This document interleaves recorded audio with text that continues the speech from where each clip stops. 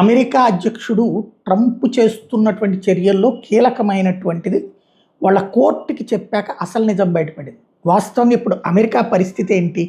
$37 trillion అప్పుల్లో ఉంది. $37 trillion. వాళ్ళ జీడిపి కంటే 150% అప్పుల్లో ఉంది. ఇండియా జీడిపిలో 70-80% ఉంది. అదే వామ్మో అనుకుంటే అక్కడ 150% ఉంది. అంటే వాళ్ళ దగ్గర సంపద కంటే కూడా, వ్యాపార లావాదేవీల సంపద కంటే కూడా అదనపు అప్పు ఉంది. ఈ సిచ్యుయేషన్లో క్యాష్ సంపాదించడానికి ఒక తెలివైన ఎత్తుగడ వేస్తున్నాడు. అదే ఈ టారిఫ్లు. ఇప్పుడు మనం మన దేశంలో సంపద సృష్టించడం కోసం పన్నులు వేసామనుకోండి, అమ్మలక్కలు తిడతారు జనం, బూతులు తిడతారు, పచ్చి బూతులు. దాన్ని కవర్ చేయడానికి ఎట్లాంటి ఎత్తుగడ వేయచ్చు అంటే ఎమోషన్ పండించడం. ఇప్పుడు ఫర్ ఎగ్జాంపుల్ ఆంధ్రాలో విద్యుత్ ఛార్జీలు పెంచుతారు, జగన్ విధ్వంసం వల్ల పెంచామని చెప్తారు. అలాగే ఈ మద్యానికి సంబంధించినటువంటి బెల్ట్ షాపులు పెడతారు, జగన్ మంచి మంది ఇవ్వకపోవడం వల్ల మేము ఇట్టా పెట్టామంటారు. ఇవి రెండూ తప్పే. బట్ పబ్లిక్ని ఎలాగా యాక్సెప్ట్ చేపిస్తున్నారు?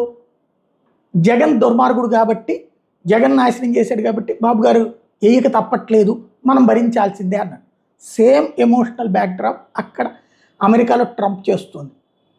మన దేశం దగ్గర మనం అందరం మంచి మార్కెట్టు, మీరు బాగా కొంటారు, ఇంత కొంటుంటే ఈ అమెరికా భారతదేశంలో లేకపోతే ఇంకొకడు రేట్లు ఎక్కువ పెడుతున్నారు, వాళ్ళ దేశంలోకి మనం సరుకులు పంపిస్తేనేమో ట్యాక్స్ భారీగా వేస్తున్నారు, మన దగ్గరకు వచ్చే ట్యాక్స్ తక్కువగా ఉంది కాబట్టి నేను వేస్తున్నాను అన్నాడు. అంటే ప్రతీకారం కోసం వేస్తున్నాను అంటున్నాడు.